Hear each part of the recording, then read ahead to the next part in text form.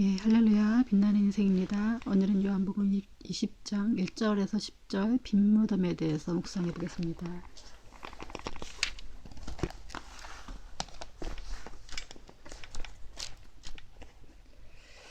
그 주간의 첫날 이른 새벽 아직 어두울 때 막달라 마리아가 무덤에 가서 보니 무덤 입구를 막았던 돌이 치워져 있었습니다.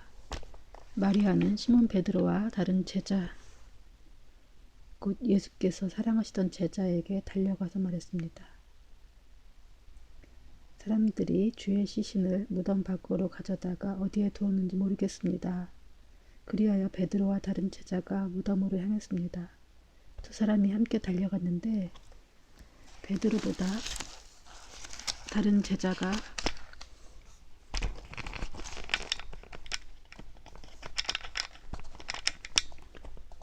앞서 달려가 먼저 무덤에 이르렀습니다. 그 다음 제자가 몸을 굽혀 안을 살펴보았는데 고운 삼배만 놓여 있는 것을 보았으나 무덤 안으로 들어가지는 않았습니다. 그때 뒤따라온 시몬 베드로가 도착해 무덤 안으로 들어갔습니다. 그가 들어가 보니 고운 삼배가 놓여 있고 예수의 머리에 감쌌던 수건은 고운 삼배와 함께 있지 않고 따로 개켜져 있었습니다. 그제서야 무덤에 먼저 도착한 다른 제자도 안으로 들어가서 보고 믿었습니다. 그들은 아직 예수께서 죽은 사람 가운데서 살아나야 한다는 성경 말씀을 깨닫지 못했습니다. 그러고 나서 제자들은 자기들의 집으로 돌아갔습니다. 예.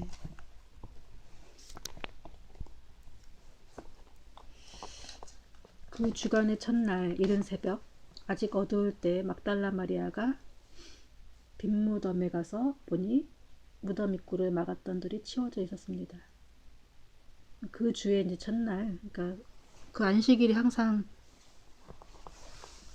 우리가 월, 화, 수, 목, 금, 토, 일 그러는데 사실은 이제 일요일이 첫날이죠. 그 주일간의 첫날이 월요일이 아니라 일요일이죠. 그러니까 월, 화, 수, 목, 금, 토, 일 하기 때문에 항상 주일이 맨 첫날이라고 생각하는데 보통 달력에 일요일이 먼저 있고 월, 화, 수, 목, 금, 토 이렇게 있잖아요. 이제 그 주간의 첫날이 이제 안식일 그 다음날 그래서 우리가 주일이라고 하죠. 안식일은 보통 토요일이죠. 이게 토요일날 안식일이고 금요일날 성금요일이라고 하죠. 금요일날 예수님이 십자가에 못 박혀 돌아가시고 일요일이 이제 부활하신 날이죠. 새벽에 이제 이른 새벽에 막달라 마리아가 이제 무덤에 왜 갔는지 모르겠지만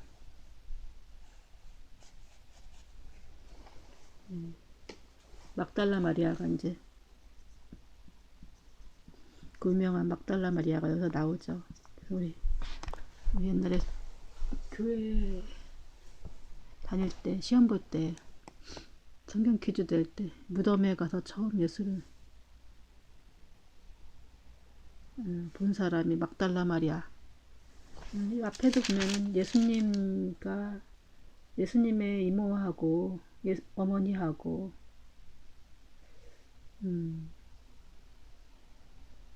글로바의 아내 마리아와 막달라 마리아가 예수님 십자가 곁에 항상 있었죠.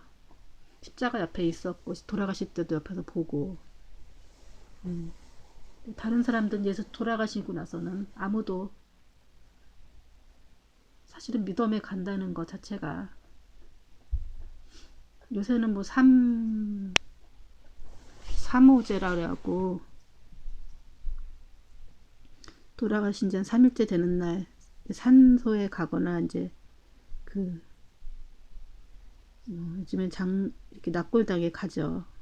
이제 그런 이유가 뭐 옛날에 돌아가셨다가 3일 만에 무덤에서 뭐 이렇게 묻었는데 살아 돌아왔다 뭐 이런 얘기도 있었기 때문에 3일 동안은 장례를 치렀다 또 간간히 또 이렇게 죽었다가 살아나는 사람도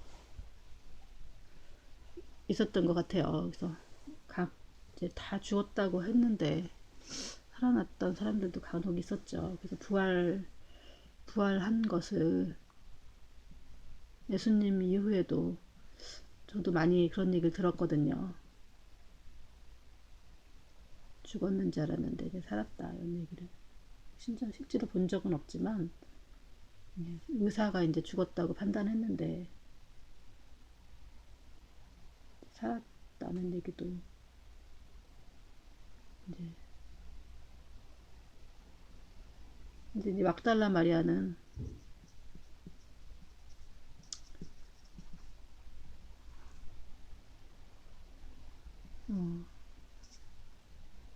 이런 심정을 충분히 이해는 할 것 같아요.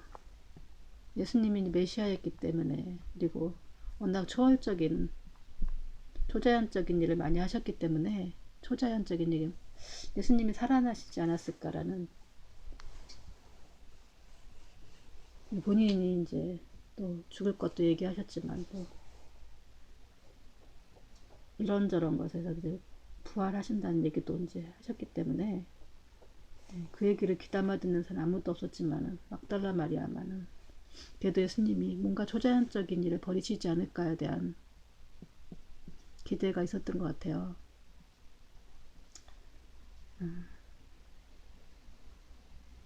아무튼 무덤 입구를 갔더니 막혔던 돌이 이렇게 옛날에는 이렇게 동굴 같은 데다가 이렇게 그 당시에는 예수님 당시에는 이제 무덤을 만들었고 돌로 이렇게 막아놨 큰 돌 같은 걸로 이렇게 막아놨나 봐요.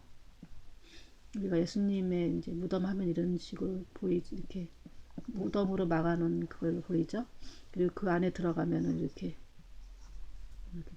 침대 같은 데가 있고 예수님이 이렇게 그 배로 싼 옷이 이렇게 누워 있고 이런 식으로 우리처럼 매장이 아니라 동굴에다 같은 데다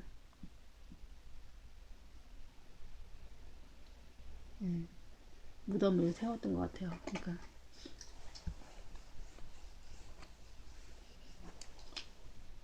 무덤 입구를 막았던 돌이 치워져 있었습니다. 돌이 이제 무덤 옆에 이렇게 치워져 있었던 거죠.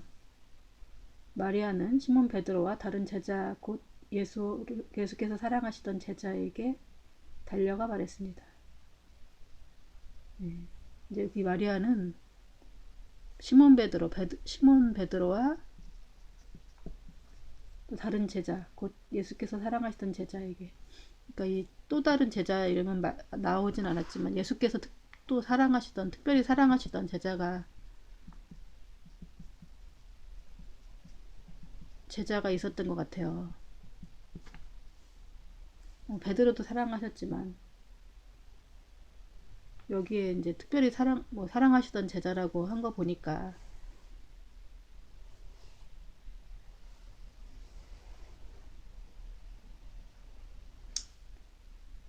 요한 자신이었을 수도 있고 요한님은 나한테라고 썼을 수도 있었지만 본인 얘기는 거의 안 쓴 거 보니까 요한이었을 수도 있고 또 다른 제자가 예수님이 사랑하시는 제자가 있었을 수도 있고 다른 굳이 이름을 밝히지 않을 이유가 이름이 안 밝힌 제자들이 꽤 많죠. 그때 이제 요한 안나스 집에 갔을 때도 안나스하고 이제 지인이었던 제자가 있었다고도 하고 또 예수님이 십자가에 못 박혀 돌아가셨을 때 제자한테 그게 사랑하는 제자가 서 있는 것을 보시고 어머니를 부탁하는 그 사람도 사랑하는 제자 그 제자였던 것 같아요. 이게 다른 성경에는 나오는 이제 모르겠지만 찾아볼까요? 다른 성경에 마태복음 28절에서 14 괜히 궁금해지나요? 누가 갔는지?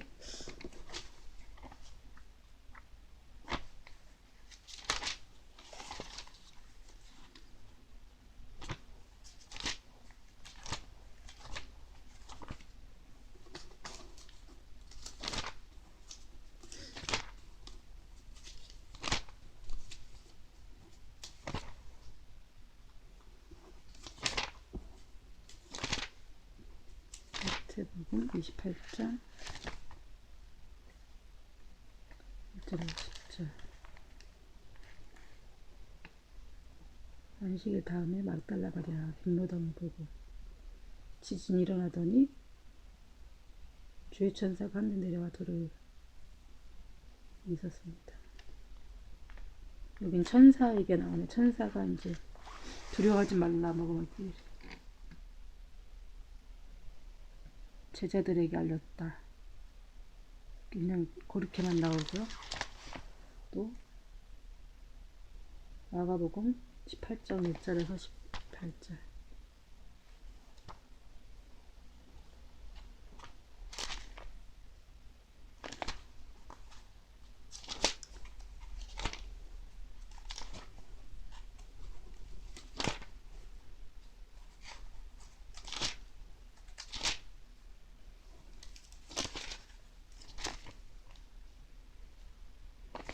장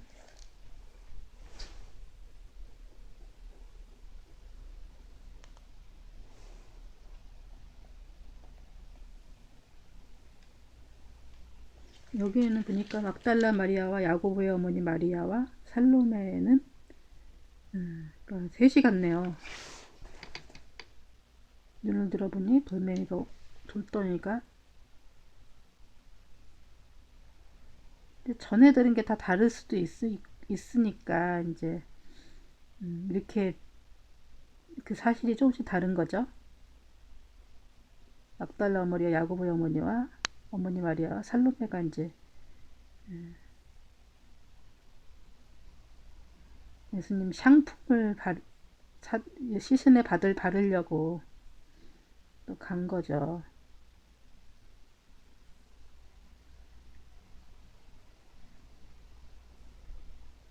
무덤 입구에 있는 돌덩이를 누가 굴려줄까?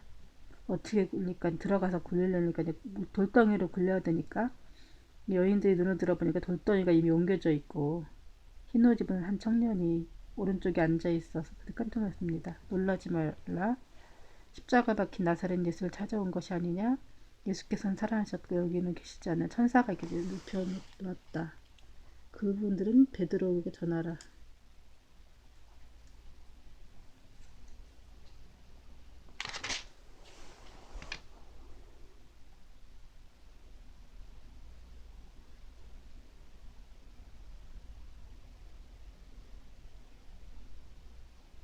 막달라 마리는 전에 예수님이 7귀신을 쫓아준 여인이었대요. 그리고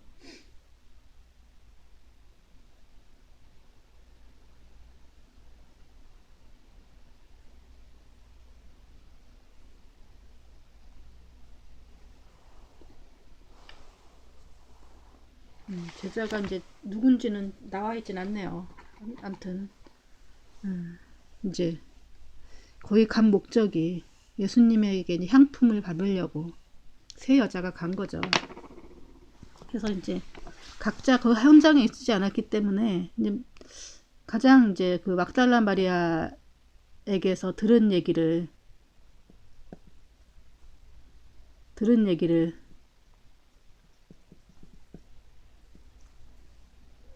나 이제 여기 뭐 베드로라든지 또 그 다른 제자한테 들은 얘기를 이제 적었겠죠. 주로 어떤 사람은 막달라 마리아, 좀 자세하게 적은 사람은 막달라 마리아하고 베드로.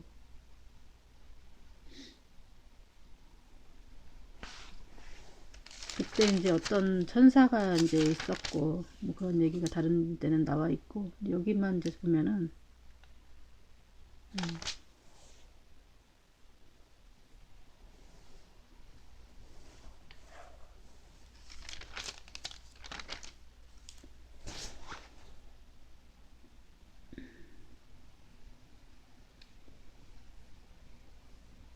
이른 새벽에 가서 보니 무덤 입구가 막혔던 돌이 치워져 있었습니다. 마리아는 시몬 베드로와 다른 제자, 곧 예수께서 사랑하시던 제자에게 달려가서 말했습니다.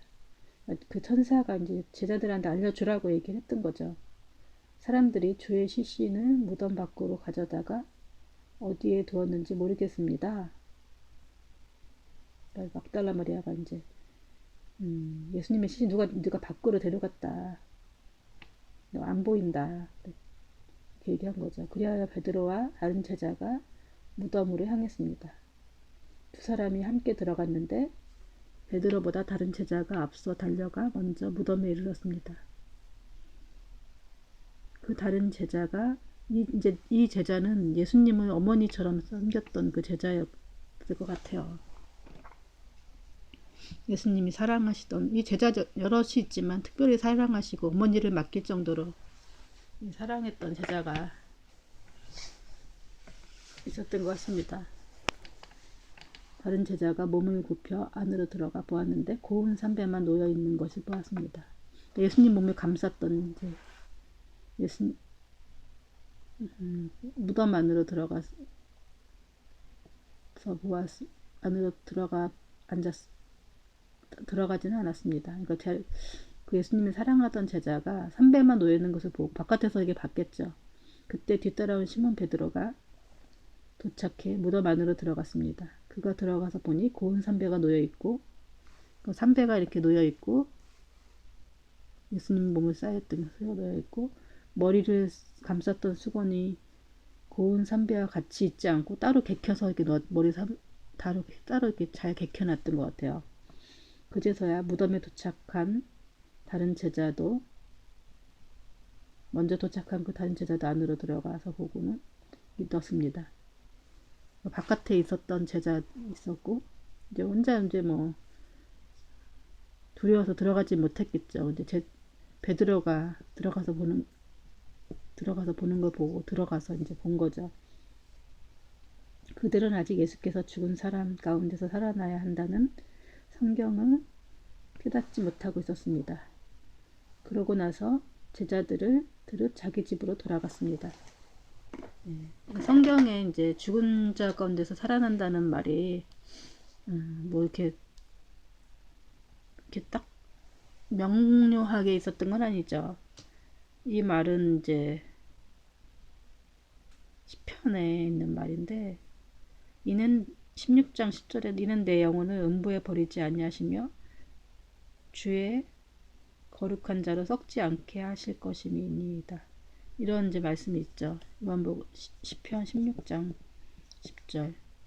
아무리 뭐 성경을 자주 달달달 외워도 사실 이 말이 무슨 말인지 이제 음부에 들어가지 않고 썩지 않게 하신다는 그 말씀을 이제 예수님이 말씀인 거를 사실은 이해하는 거는 이는 내 영혼을 음부에 버리지 아니하시며 주의 거룩한 자로 썩지 않게 하실 것임이니라. 이런 말씀이 있는데, 이걸 이제 예수님의 말씀으로 이제 그런 말이 있다라는 건 알지만, 예수님이 이제 뭐 썩지 않고 뭐 부활한다는 생각을 못 하죠. 우리가 이제 우리 생각에는 그런 게 없기 때문에 죽으면 무조건 다 썩고 죽는 거라는 것은 이미 몸으로 이제 다 알고 있었고 들었고 막 이렇게 해서, 이런 것은 이제 초자연적이라는 것은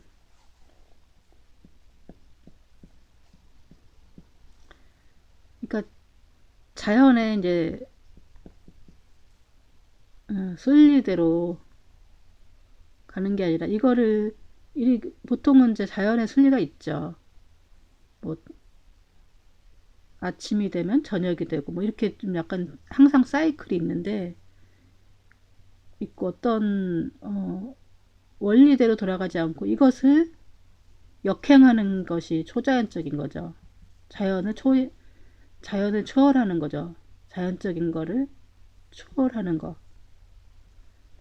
뭐 예를 들자면 물 위를 걷는 예수님이라든지, 이건 물은 중력의 법칙에 의해서 걸을 수가 없죠. 그러나 예수님은 이 초자연적인 것을 예수님은 계속 하셨죠. 왜냐면은 무리를 걸으셨으니까 중력의 적용을 받지 않으시죠. 뿐만 아니라 이제 오병이어로 5천 명 이상의 사람들을 먹이셨고 또 죽은 자를 살려내시고 뿐만 아니라 뭐 날 때부터 소경이었던 자를 눈을 뜨게 해주셨고 막 38년 된 병자를 고치셨고 여러 가지 또 뭐 아까 막달라 마리아도 본인이 이제 귀신 들렸던 자인데 여자였는데 살려주셨잖아요. 그 예수님은 이제 초자연적인 이제 분이라서 막달라 마리아 같은 경우는 예수님이 이제 혹시 살아지지 않았었을까? 그런 생각도 했을 것 같아요.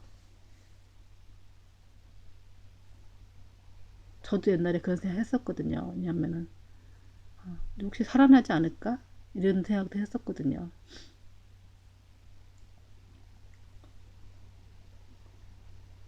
근데 이제 그렇게 예수님이 이제 죽은 자를 살리신 것을 여러 사람이 봤음에도 불구하고 실제로 이제 그것을 믿고 온 사람은 세 여인밖에 없었던 거죠. 세 명의 여인. 제자들은. 그리고 과거에 이제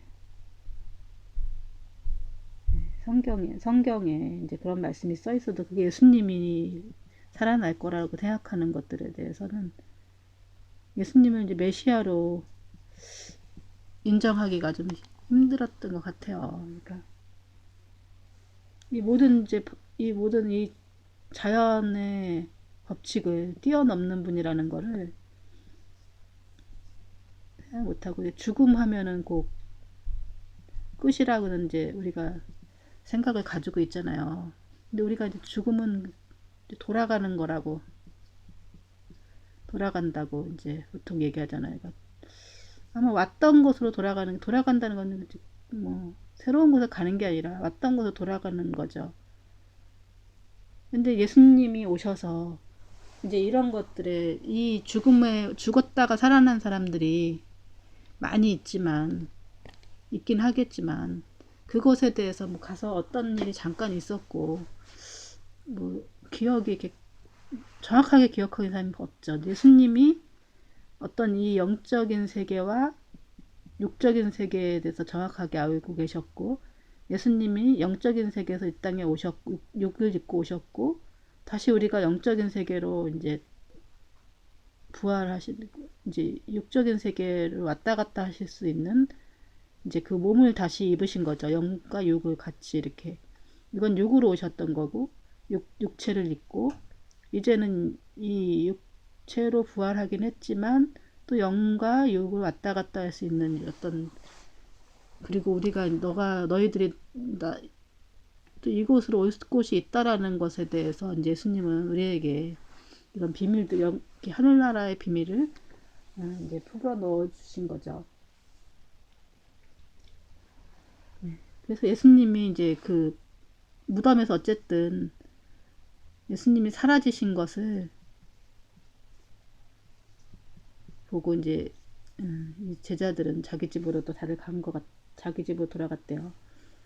그때 이제 이 막 다른 성경에서 보니까 천사들이 예수님이 여기 계시지 않냐고 뭐 이제 뭐 살아나셨다는 걸 얘기를 하고 그래서 제자들한테 이를 알리라고 하고 뭐 이런 얘기도 있었으니까 예수님이 부활하셨다라는 거에 대해서 안 보이시지만 부활하셨다라는 이제 소식을 듣고 자기 집으로 돌아갔을 것 같아요.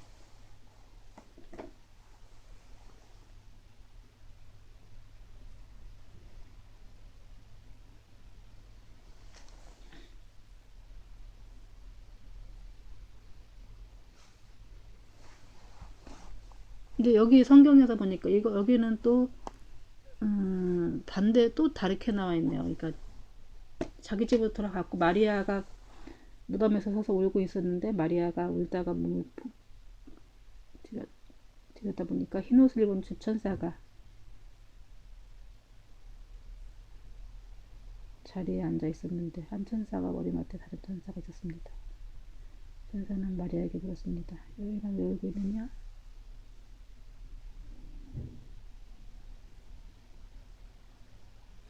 나중에 이제 그 예수님이 이건 나타나신 얘기를 하고 이제 어쨌든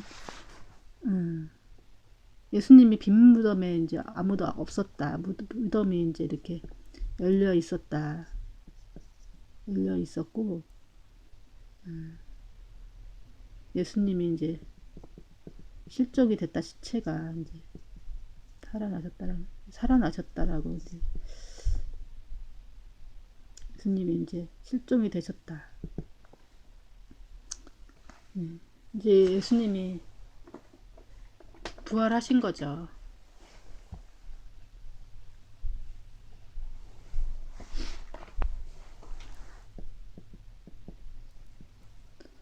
이제 우리가 이 부활이 없다면 앞에 십자가 이 사건은 그냥 뭐 예수님이 이제 그 이 땅에 오셔갖고 실패로 끝난 거죠.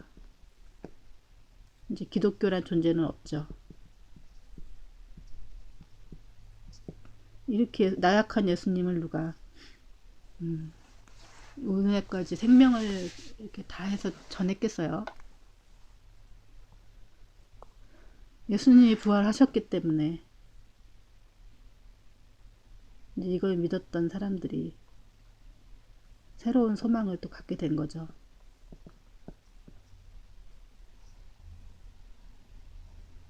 그러니까 예를 들자면 뭐 그런 거죠. 이렇게 그 애벌레가 부활되면 매미나 나비가 되잖아요. 완전히 다른 생명체로 태어나는 거죠.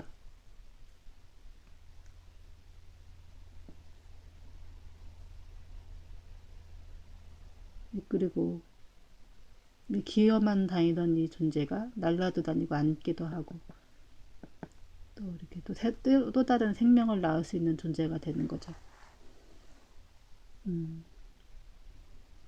그러니까 이 부활이라고 하는 것은 죽음에서 이제 살아나시는 것도 의미하지만 우리가 이제 예수님이 그 저기에서 보면은 그